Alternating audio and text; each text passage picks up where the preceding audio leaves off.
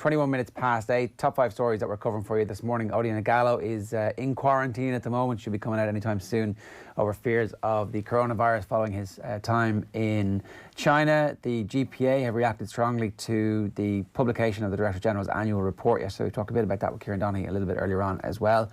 The Glazers, where are they? Well, they're in Tampa. Is that what that story is? It's 15 years since the Glazer takeover. So that's kind of sparked the Mail to do a piece on it. I just found it very amusing that they've put down the exact number of kilometres that they're from Manchester. Pretty weak, though. Too long didn't read. They're ages away and ages and ages and ages away, and they've got no interest. I think they're probably so rich that they have multiple homes. Do you know, they're like billionaires, so they might have a home in Florida where it's sunny. They might also have a base in what are we saying, like New York and LA and London and... So the Fenway Group, they're not based predominantly in the east coast of America either. Like, have we got the mileage for the Fenway Group to get to Liverpool? Well, the thing is, the argument's pretty weak, isn't it? Well, I'd have a bigger problem. Doing is stating facts. I've no problem with the amount of time they spend away from the football club. The biggest issue for me was how they actually run the football club. And what actually sticks in my gut, and I'm not even a Manchester United supporter, is that once a year when they release kind of financial statements, and it becomes obvious that big chunk of money which they actually take out of Manchester United's account, like 10, 20, 30, 50 million, which they just write themselves a cheque for and deposit in their own personal account back in the United States. However, that's got to be the absolute killer. I'm sure, except that they've spent loads of money. The Man United's wage bill is big enough for them to be competitive. Oh, no, I give you that, yeah. But they've mortgaged. I'm always a bit that they've mortgaged that club to the hilt. Now, I know the club is worth a huge amount of money, but that still doesn't sit right with me. I look at the comparison in terms of like Manchester City and other clubs, people coming in and putting a huge amount, putting their money actually on the table. Clear. Even Mike Ashley came into Newcastle United Football Club, 120 million debt on the books of the football club, straight away, whoosh, wiped away the debt, right, off we go. Yeah, he's not spending a huge amount of money, but I have a lot more respect for him actually doing that, rather than the Glazers coming in and saying, yeah, we're going to buy the football club, but we're going to borrow a huge amount. So they did money. do that, right? And I can see why people have an issue with that, and I totally understand that. However, the other thing is that they have backed successive managers in the transfer market.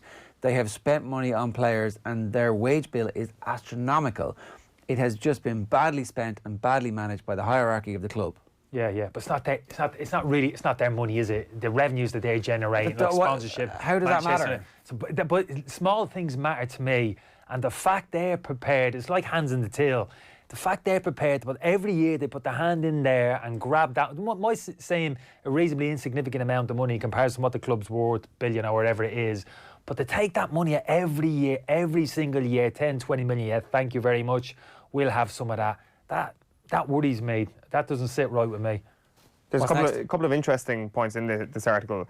I think Ian Herbert kind of paints a picture here where we're not always right to just point a finger at Ed Woodward and say, you are the bad guy, you have screwed up this club completely. Like it says, the Glazers' decision to allow Ferguson and Gill, the brains trust of Manchester United, to leave in the same summer said everything about what happens when owners are semi-detached. If Woodward had operated with Ferguson for a few years, the outcome may have been very different. I mean, like, who knows? No, then he says, for Woodward's Radamel Falcao, read Gill and Ferguson's calamitous Bebe. So, like, I mean... If Granny had balls, he'd be your granddad. Then finally, actually, this is actually a very valid point.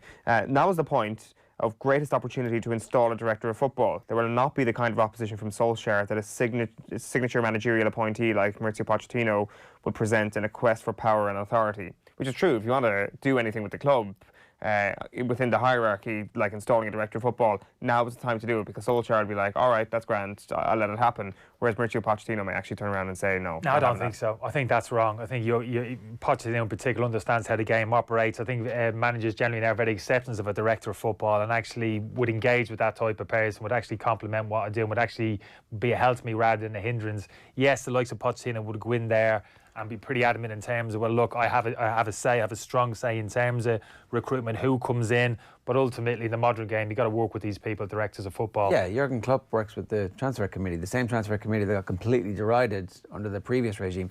Look, I think that you can't but blame Woodward for what's happened. That if there should have been a director of football, he should have appointed one, because that's his job. He walks into whoever the manager and says, we're getting this director of football, I'm responsible for this. That director of football reports to me, you report to me as well. That's how this works. But he's been weak the whole way along. He's been completely bamboozled by the fact. Remember the video of them signing Schweinsteiger?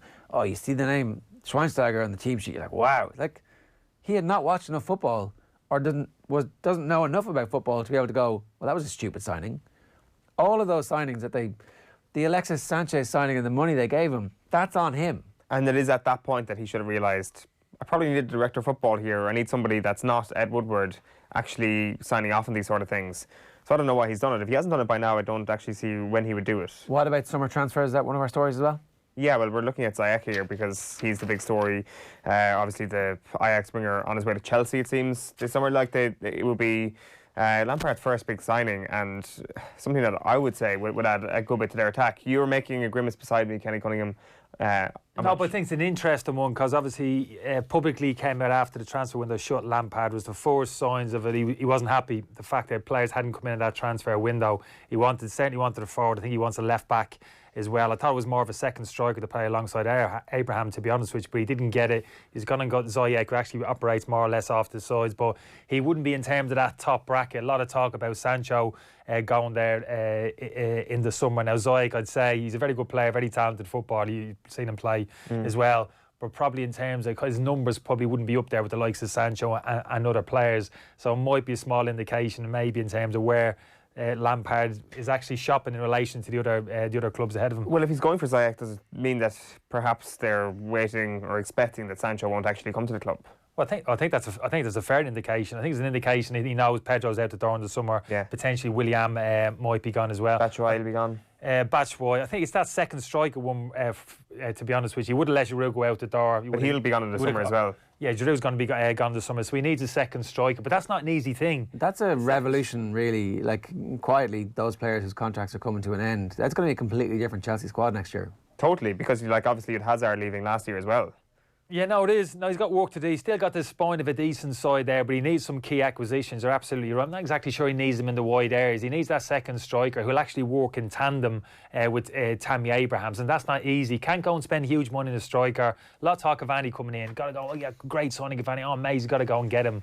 But I never saw the Cavani one. For me, that was a potential problem he was bringing into the dressing room. You can't bring Cavani into the club, give him a 3-year contract, absolute fortune, and then expect him to sit on the bench for every second game, knowing that Abraham needs those type of games to continue his development. So this is we're talking about somebody to play alongside Pulisic behind Tammy Abraham, is that? And we're talking about a second striker. Ideally what you need now, people talk about he needs a centre forward. Ideally he needs someone who can play as a centre forward, but ideally can actually flip and play in one of the wide areas as well. It's kind of the modern forward, the kind of wide midfielder, winger, centre forward now. They've always morphed into one. Liverpool's the greatest example. Mane, Salah, and even Firmino, more so in the middle. But Salah, we've come inside and seen him play down the middle. Mane could come inside. They can play off either flanks. The ideal now is to bring in forwards in the modern game, particularly the top clubs, who can really operate anywhere across the front line. So they can play as that central striker. Abraham comes out with a team. Yes, they can go and play 20 games as centre forward, but when Abraham comes back, it's not a case of, well, only one of these can play as your number 9 in a kind of like regimented system. Well, one of them can flip easily over onto the flanks and get his quota of games there as well. So ideally, this is the type of modern type of forward all the top clubs are looking for, not one who can only operate in one single area of the pitch.